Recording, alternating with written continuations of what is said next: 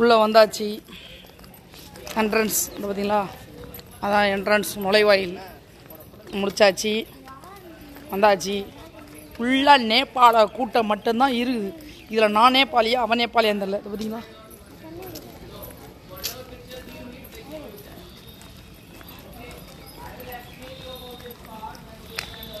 இன்னும் தாஜ்மஹால்டே போலியா?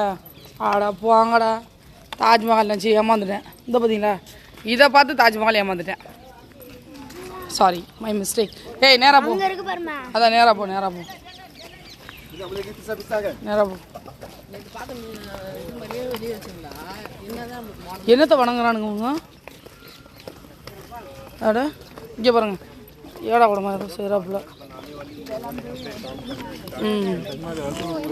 எல்லாத்தையும் வந்து இப்படி தான் சுற்றி காட்டணும்.